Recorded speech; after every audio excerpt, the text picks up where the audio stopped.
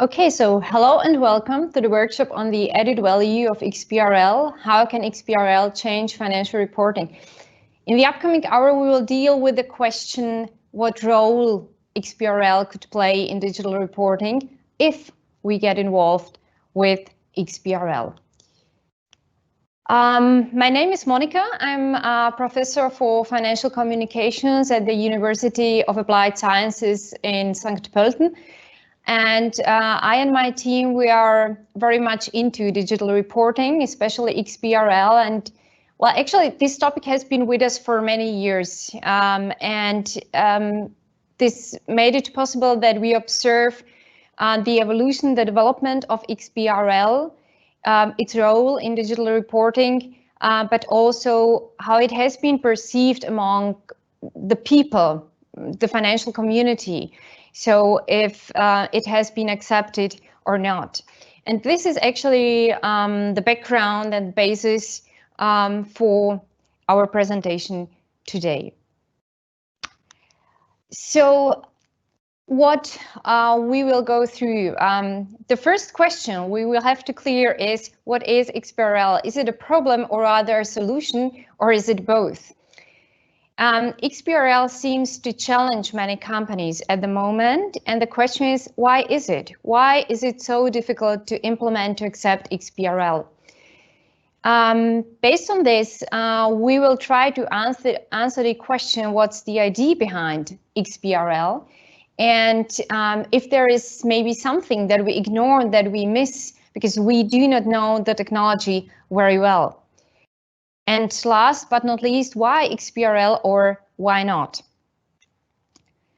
Well, I would like to start with some recent findings on digital reporting and XPRL in particular. So let's start in the past. So back in 2016, we conducted a survey and asked people what they think about the future of digital reporting. We asked Austrian publicly listed companies, and we wanted to know how they assess the development of digital reporting. And what we see that already in 2016, people were convinced that the technical standardization will increase and that there will be a higher amount of automatization in financial reporting at all. So we knew and we were aware of that digital reporting will be important in future. At the same time, we also asked the people, do you know XPRL? And those findings were surprising, a bit worrying maybe. So when we look at the chart, we see that just 1/3 knew XPRL. We also try to assess their level of expertise, and we can say that to know XPRL meant actually, I have heard about XPRL somewhere at any time, but I am not really an expert. I didn't got the idea. I do not know the technology. And since then, actually, many events have been held and many sessions, workshops, and so on. So we heard a lot about XPRL in the previous years. So I think that the knowledge on XPRL increased significantly in the past years. But the approach to XPRL, even though many people embraced it in the last years, was not that voluntary. It was rather triggered by legal pressure, so to say. And that means that there is some legal pressure. So in 2020, XPRL becomes reality for 27 more countries, European member states, and overall 5,300 companies at all. So they were obliged to deliver, to provide their financial reports in XPRL. When we look at the present situation, actually, we see that the knowledge is not so much in focus anymore. The question that we are occupied with at the moment is rather question of implementation. What you see here are the results of the corporate reporting monitor that we conducted as one research partner along with the Center for Corporate Reporting in Zurich and the University of Leipzig.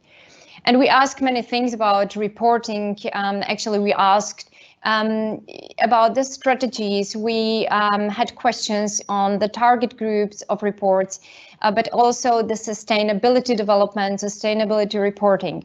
But one part of our survey covered digital reporting, and as part of digital reporting, XPRL, of course.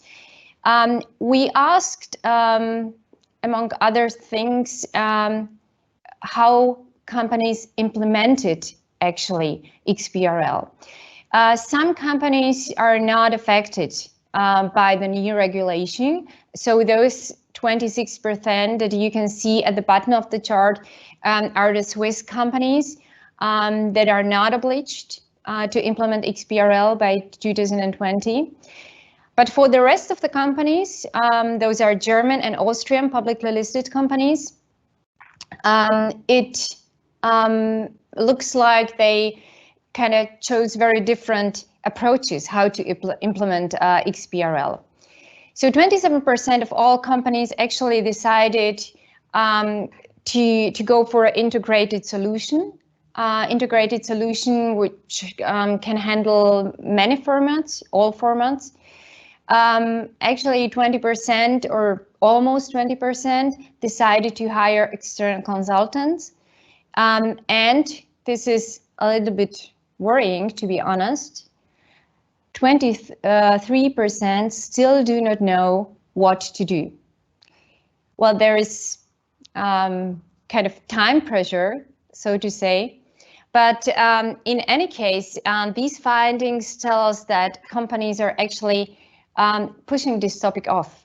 So either you say, would you please take my data, and I actually hire someone external, a third party, or I kind of do not want to occupy with XPRL as long as possible.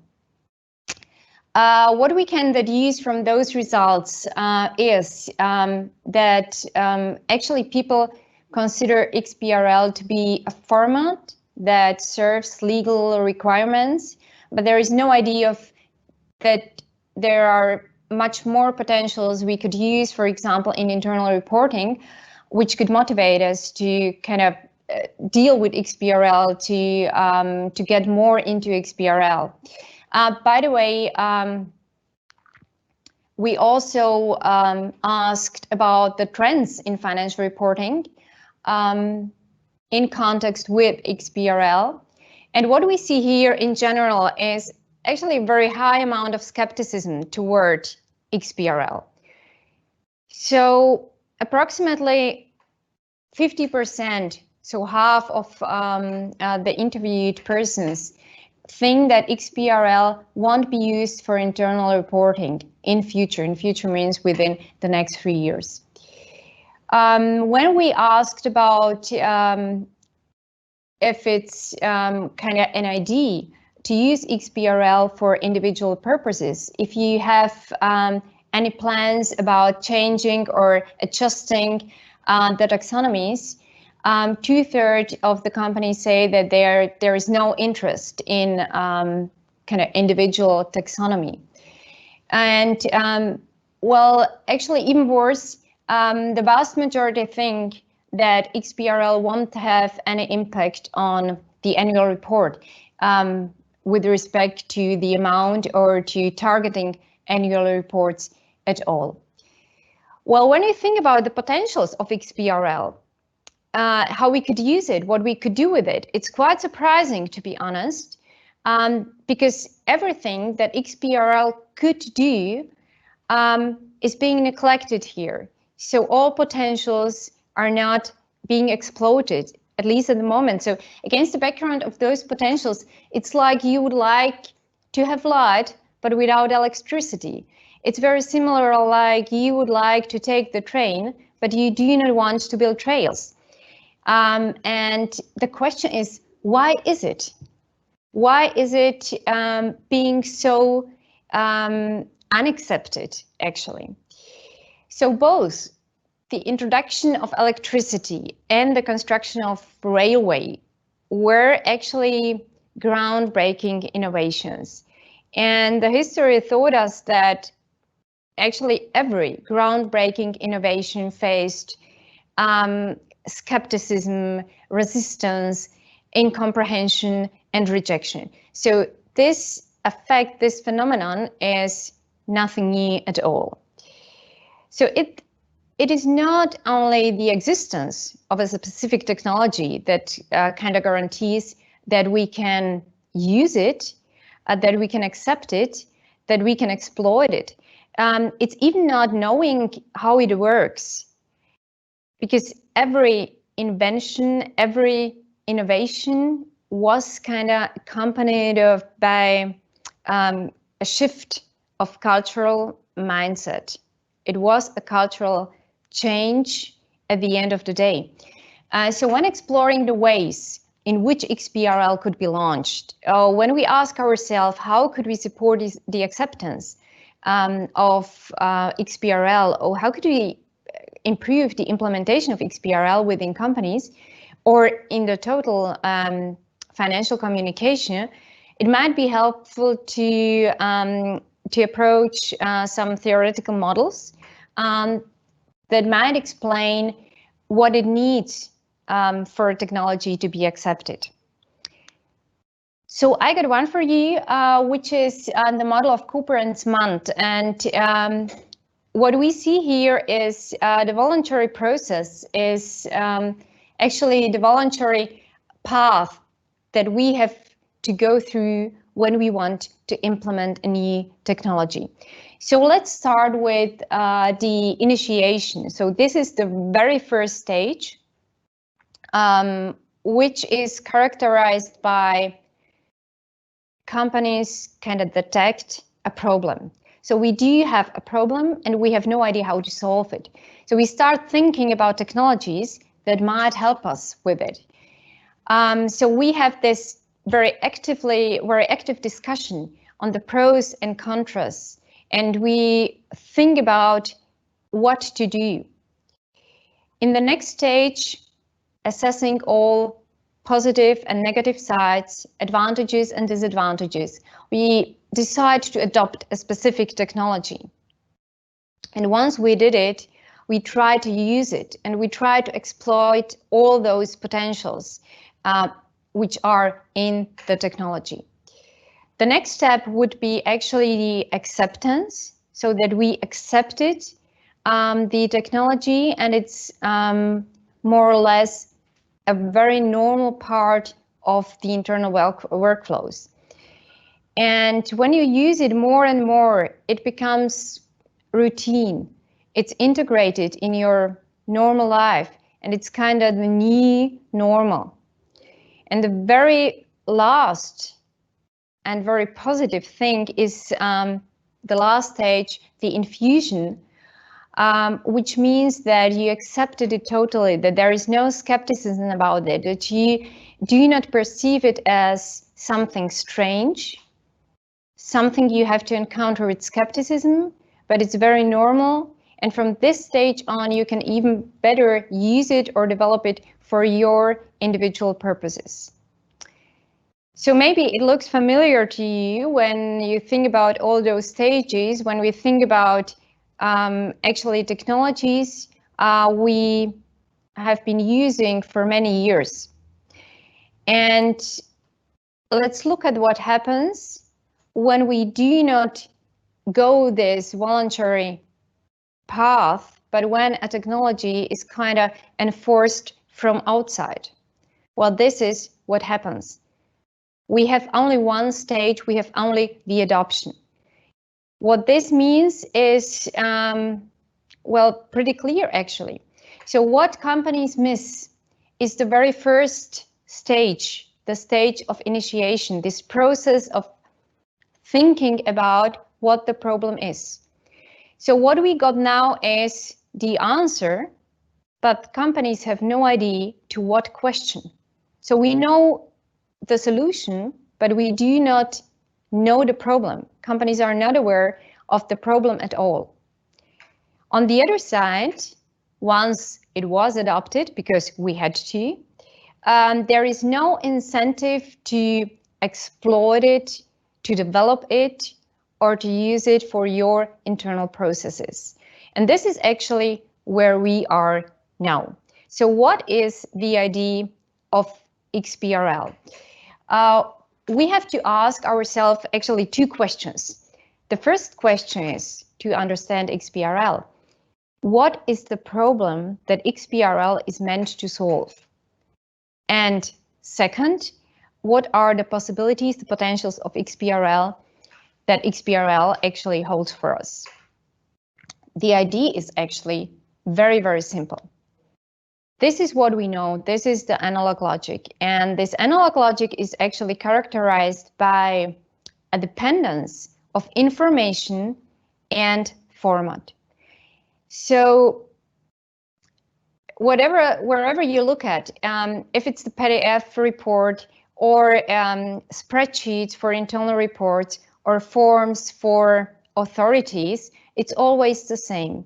It's always information is linked to a specific format.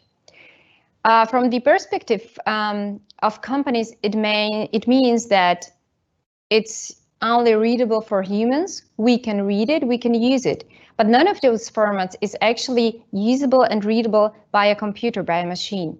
So you can't really use it for automation.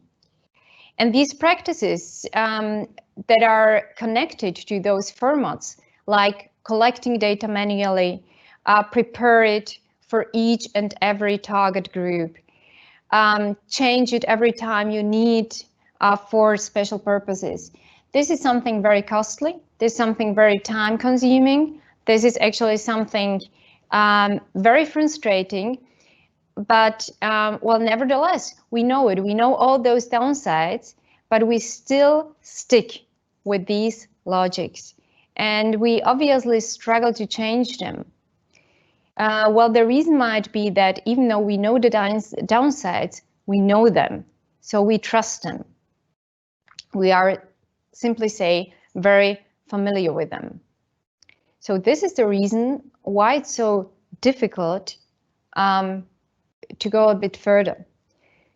Once again, so this is the analog logic, like information and format is everything is all together, everything is linked to each other.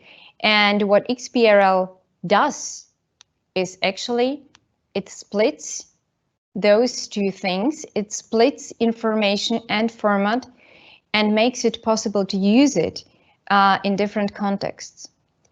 So we can take a look at it along the data supply chain. And what you see here is that you can use one specific data in many contexts in your communication, your reporting to very many different target groups like investors, analysts, stock markets, and so on and so forth. But what we also see here that the information processing is much easier, that you can collect your data automatically, put it into one format, and use this format to prepare different style sheets for different groups of interest. So the problem is, so this is how it could be, but the problem is that in the current discussion, we very much focus on just one group, on regulators, because they are simply early adopters of XPRL. They are the drivers behind XPRL, but the problem is that it kind of narrows very much our perception. We still think that XPRL is something made and created for regulators, and this is just one of many misconceptions about XPRL.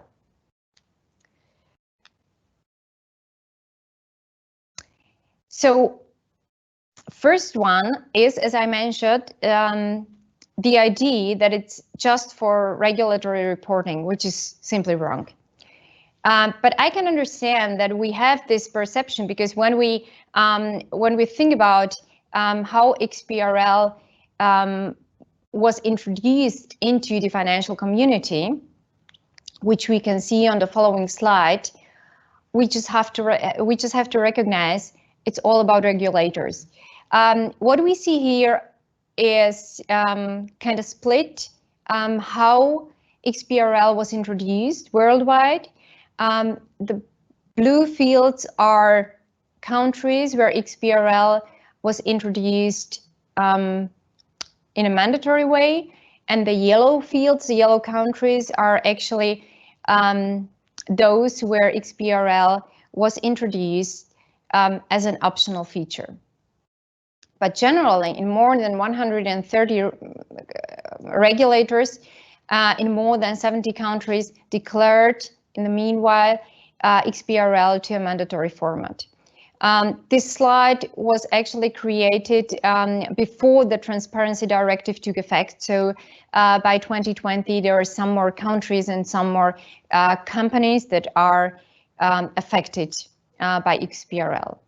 But we see that in Europe, it was mostly about public authorities that introduced or triggered XPRL, and financial industries, so companies and authorities in this area.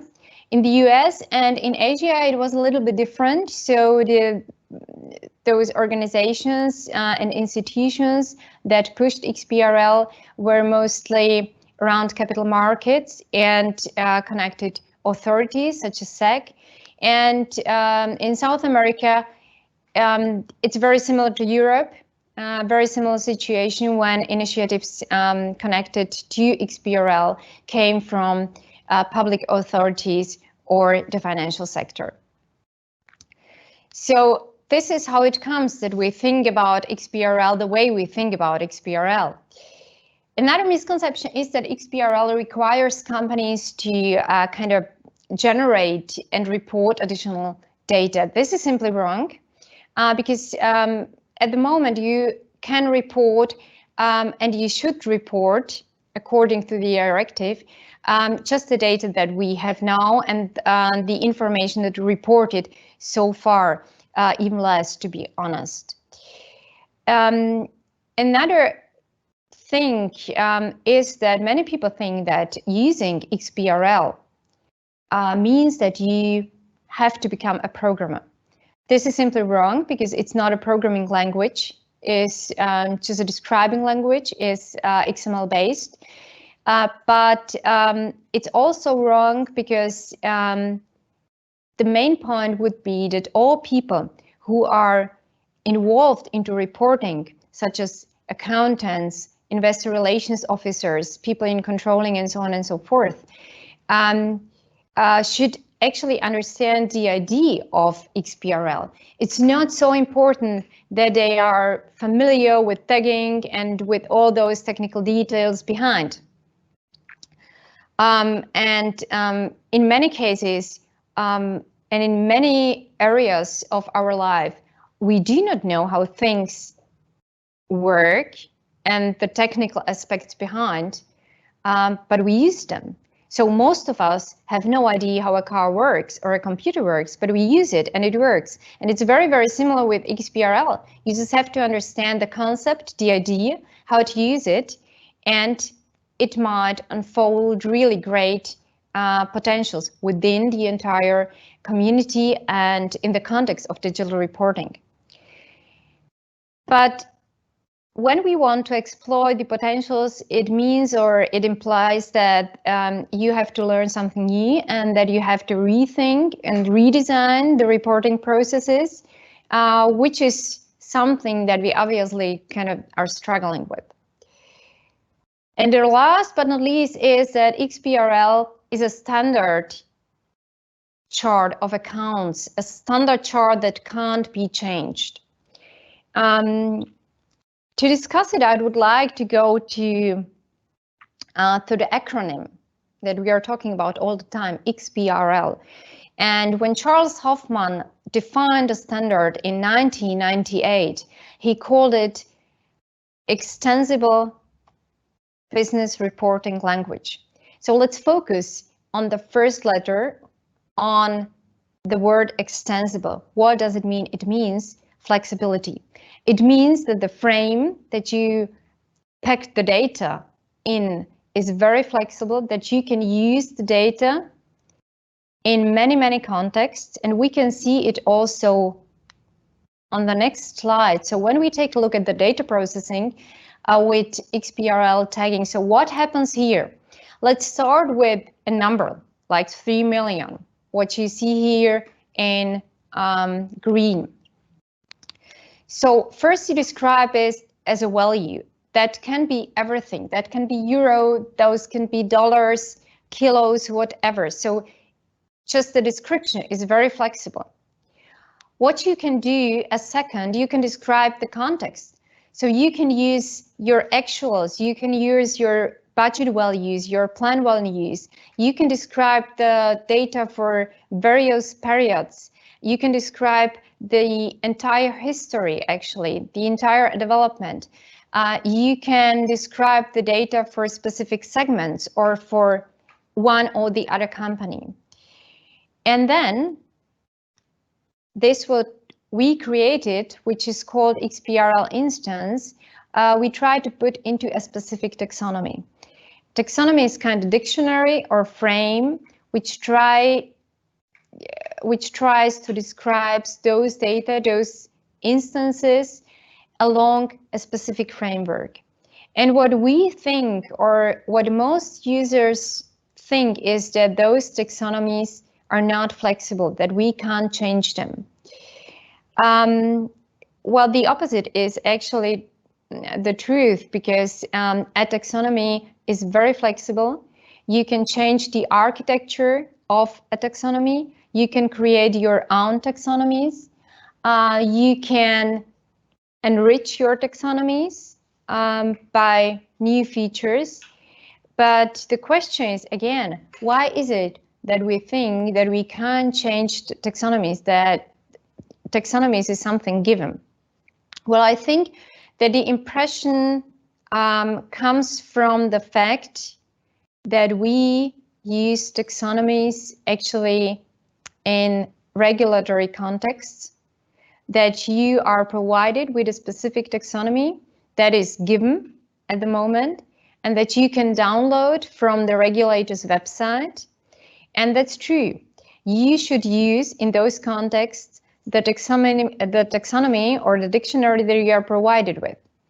But the reason is not that it's not changeable at all at a technical level.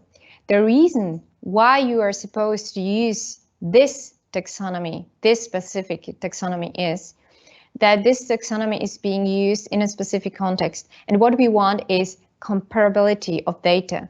And when all those people involved would change their taxonomies, those data wouldn't be comparable in this context.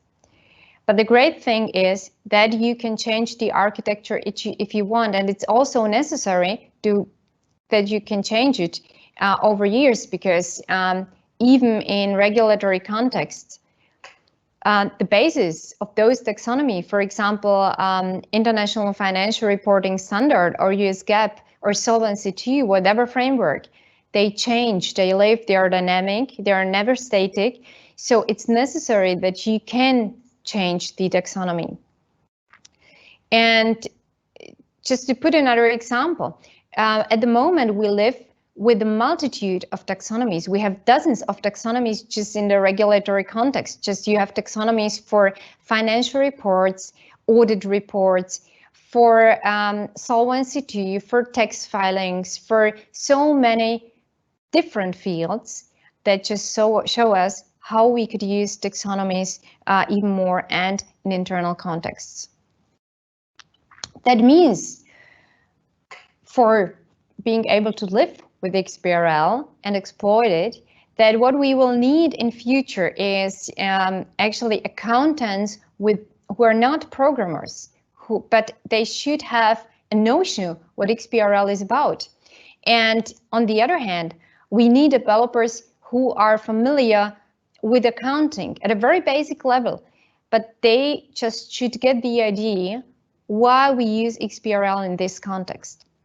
So another question is actually what we what do we miss? What do we ignore at the moment? And what we seem to ignore is that XBRL enhances financial information exchange across internal and external business systems. We could use it even more, as we can see on the following slides. There are so many options how to use it. It's not only in a regulatory context, but we can use XPRL, for example, for reporting to stock markets and rating agencies. We could use XPRL for reporting to banks and financial institutes, or tax declaration and reporting to authorities, or in corporate reporting, so for internal purposes. So I would like to go back to the reporting to stock markets and rating agencies, just to bring some examples on it. I mentioned that XPRL was defined at the age of 19, and from 2000 on, there were some few stock markets that tried to motivate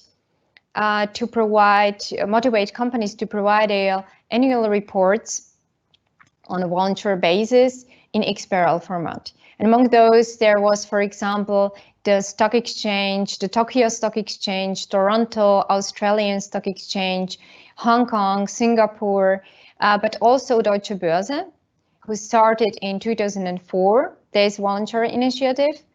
And companies didn't seem to be so excited about it. At the beginning, there were just 6 companies who provided their annual report in the XBRL format at this very early stage, and all those companies were software companies. But there were some initiatives long ago. So in rating agencies, it's very similar.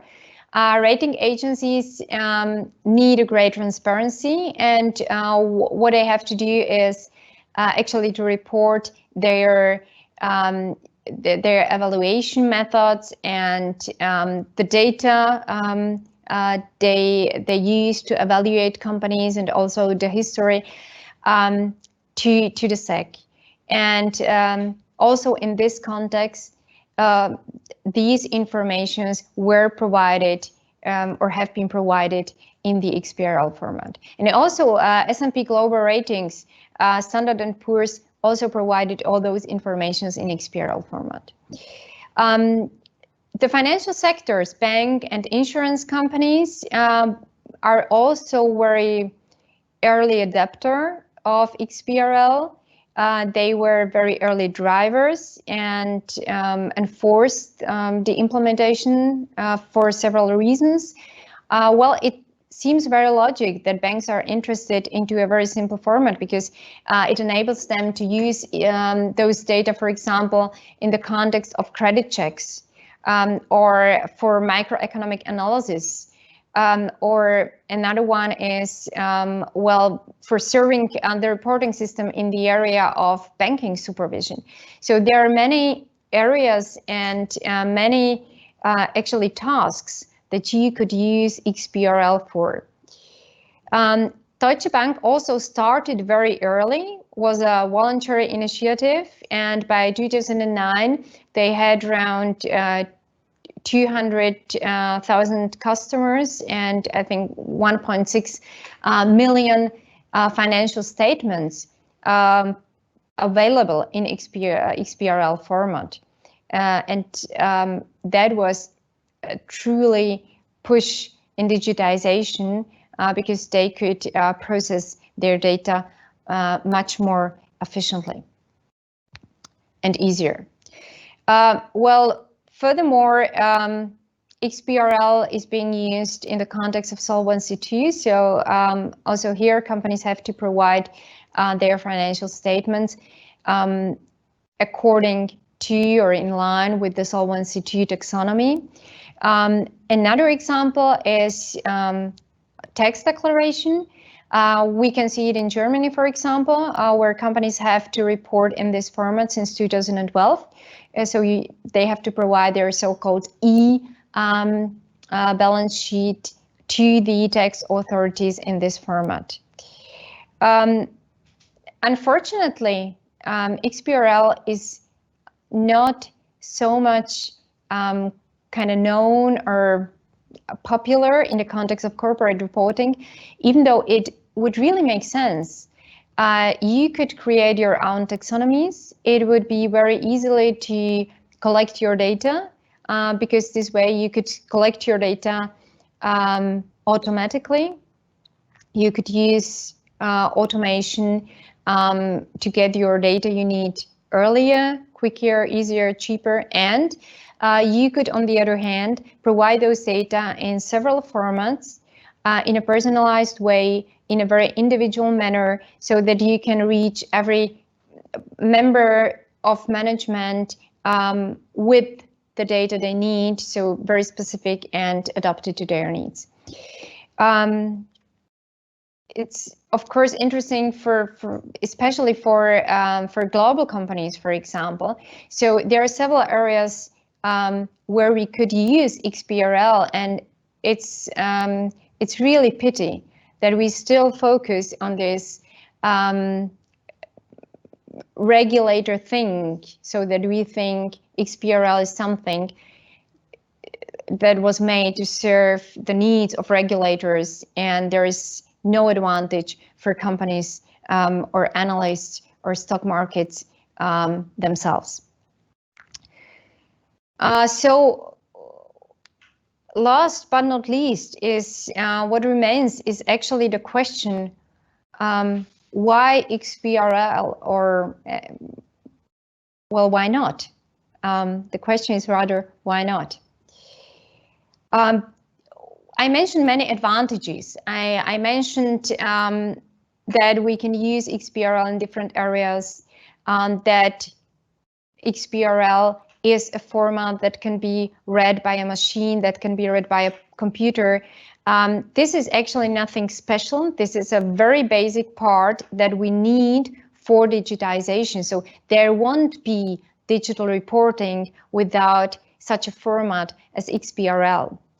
But we also have to think about some downsides of XPRL, of course. I would like to mention at the moment, so there is, of course, the issue of data security. So when you use open standards, there is a potential of abuse of your data. So data security is definitely an issue that must be focused more when you use XPRL. Another issue is that what we are struggling with, and what actually the problem is that XPRL is trying to solve, those are different systems that we report actually within, and those systems create kind of artificial boundaries. So we report from one system to the other, and between those systems there is an artificial boundary that makes it really hard to exchange those data. This is something negative, and this is something that XPRL tries to solve. But on the other hand, there is also a positive aspect of those boundaries, because they are kind of checkpoint. You can consider them as a point of control. So when you, for example, have an error in your data and you try to transmit it to another system, those boundaries are also a checkpoint where we can detect potential errors. And when you erase those boundaries, there is a certain danger that all those errors will be transmitted across the system within you are reporting your data. So this is also something we have to think about. Another thing is that I mentioned it some slides before. What we want to have is the highest possible level of flexibility. But even though we want to be flexible, and XPRL is a technology that enables us to be flexible, we can't really be that flexible that way we want, because if we, on the other way, want to compare data across companies, across countries, across nations, across industries, we have to kind can agree on a minimum level of standardization, which is partly given by the legal framework. So this is a dilemma that we are kind of struggling with, because we want flexibility on the one side, but we want to compare data on the other side, and this is something that we have to deal with even in the context of XBRL. On the other hand, what we definitely are provided with is a very high possibility of interoperability. So you can exchange data from one format to the other, much better and much easier than it was possible before. What we see is that XPRL is a highly accepted standard, and there is nothing that makes us suggest at the moment that we won't use it in future. It's kind of spread across countries and companies, regulatory systems. So we can assume that it will prevail in future and will be highly accepted. It gives us the possibility to be highly flexible and to provide people within the community with personalized, target-oriented reports. This is something we want to have. This is something we try to lose with, actually been trying to solve in the previous years and think about it and talk about it a lot. Loads of conferences have been dedicated to those issues. This is kind of technical solution how to do it. So taking all those things into consideration, what we see is that XPRL provides us with the possibility of very efficient data processing and also ensures a higher transparency in reporting, and thus with a higher validity of your data and of your reports, which is of course something that is positive for your reputation overall. So that was my message. I am very much looking forward to all your questions, feedback, inspiration, and say thank you for your time and your interest. Let's go through the questions. The first one is, do you think XPRL will become obligatory in sustainability reporting in the future? I can imagine that it will, because XPRL is also a format that allows us to process not only financial data, like numbers, values, and so on, but also non-financial data. For the upcoming 2 years, this is what the directive, transparency directive say, is that we have to provide only financial reports, but we will have to provide notes as well. Well, just technically, it's possible. And what we see in the sustainability reporting is a trend or a tendency to standardization, so that we can compare those reports, those initiatives. We can compare the sustainability performances. I can very much imagine that XPRL will be also an issue in the context of sustainability reporting, yes. Thank you. So the next question would be, what is the expected impact on presenting the annual reports only as XHTML without presenting the PDF? Mm-hmm. And additionally, how is adding a layer on top of normal annual report not disclosing additional information? Okay. Well, this was something, also something that we asked in the corporate reporting monitor.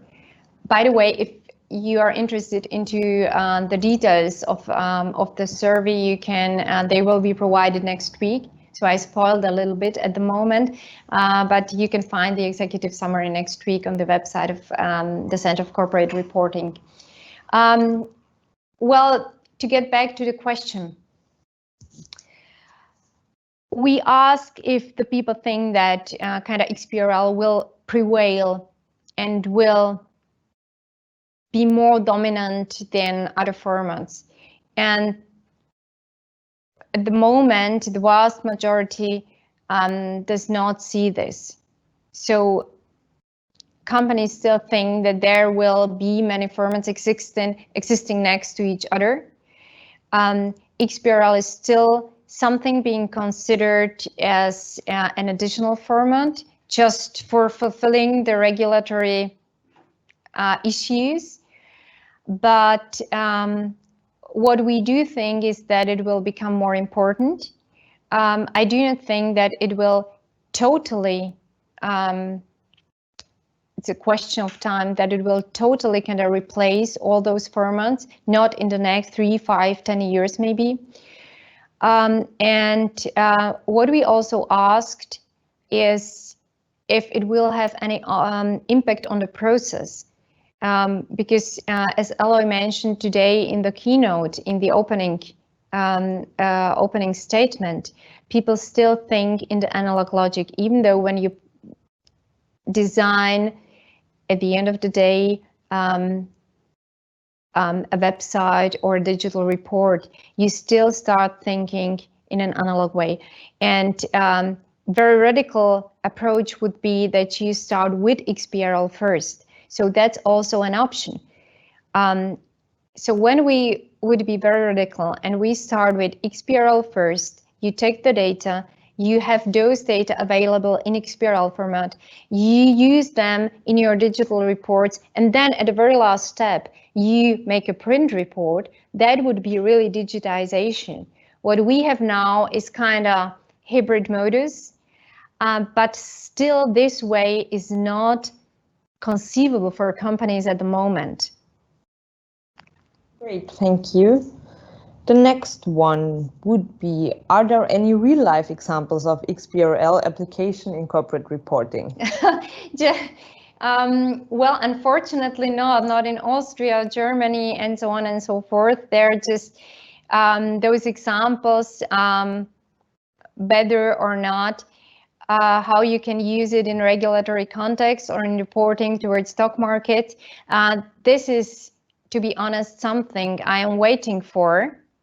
I wait for the next case. So maybe if there is someone among the people watching us and you have a great example, I would be very happy. Maybe all those other guys out there would be very happy to know. But unfortunately, not so far. In the US, yes, but in the US, it's a format that accompanied companies for quite a long time. So segmented mandatory in 2009, but those are just very, very few software companies that tried it out. But in Europe, unfortunately, not at the moment. But I really do think that's the future, whenever it will come. Okay, sticking to Europe. Do Austrian companies have better chances at implementing XBRL in a cultural way than other European countries because it's optional in Austria as of now? And additional question, can Austrian companies become superior in the field of financial reporting because of that? Well, the answer could be very, very short, but I'll try to explain it. When we look back into the past and look at various European companies, if and how they implemented XBRL before they were obliged to implement it due to the Transparency Directive, we see that there were many initiatives. One of the first countries, if not even the first country in the European comparison who implemented XBRL was Spain. We have very good experiences in Belgium, also in the UK. So there are many other countries before Austria who implemented XBRL at a voluntary level, who were kind of playing also with the technology and where XPRL was used also in other regulatory contexts. So those countries started very soon. They created also communities where XPRL could be evolved, could be discussed, could be developed. And unfortunately, Austria started to get into XPRL triggered by the directive many years after other countries have already installed XPRL in different contexts. So unfortunately not. I would not say that Austria is kind of a good example of a voluntary implementation of innovation or new technologies when it comes to XPRL. Definitely not. And there was a second question, sorry, that was... So it was about the cultural chances that Austria can implement XBRL better than other European countries, and if they can become superior in the field. I think it depends on the industry. We saw it, for example, on the voluntary initiative to try XPRL in the tests that ESMA conducted prior to the obliged implementation. Actually, every company could participate in those tests that ESMA started, and there were just 2 companies that participated at all. Those both companies came from industries that are traditionally very technological affine. It was one bank, and the other one was an insurance company. Actually, biggest or companies that belong to the biggest companies in those sectors in Austria, and that was very representative.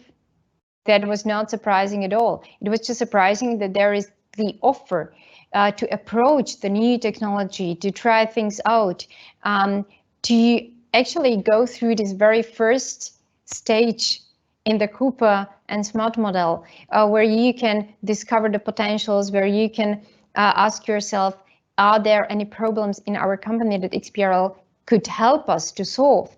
And there were just 2 companies that actually took this offer. Great, thank you. A short question before we go to the last one. So the short one, what groups of stakeholders will make use of XPRL in the future? We thought that, or the main group were, of course, those who triggered XPRL in the use, like authorities, stock markets, banks, and so on and so forth.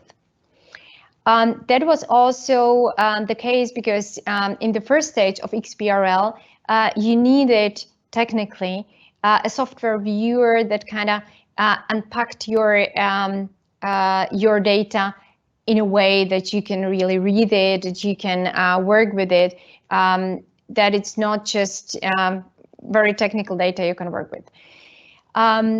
By switching from XPRL to iXPRL,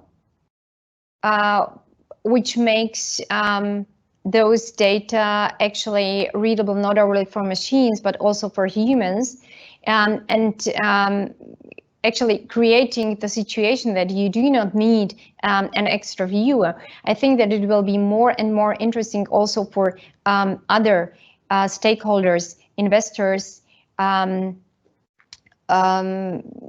maybe also customers, suppliers, employees, so all people who are at stake when they're in company and should be interested should be interested into the financial data and the current situation of the company. So I think that the easier we make it for people to read the format, for example, by using iXPRL, it will be more and more popular among other stakeholders as well. Great. Thank you. Coming to an end with the last question. You mentioned reduced data security as a possible downside of XBRL. Could you maybe dive deeper into why that would be the case when the data is already publicly exposed in HTML reports, regardless of data tagging? Well, it depends on how open you are with your data, actually. This is a very, very technical part, which I am not so much involved into. So we work with our data security experts on this. But it's an open standard, and well, it creates kind of, when I got it right, it creates kind of a possibility to get into your company databases, to be honest. But well, I think that data security is an issue that will be more and more important, independent from XPRL or any other issue. I just noticed that there is another question coming in right now, but I think we're running out of time, unfortunately. So we might take this question to the today's speakers corner and recap session, approximately starting at 3:30, and we'll answer the question then, hopefully. Okay, looking forward to it. Thank you very much.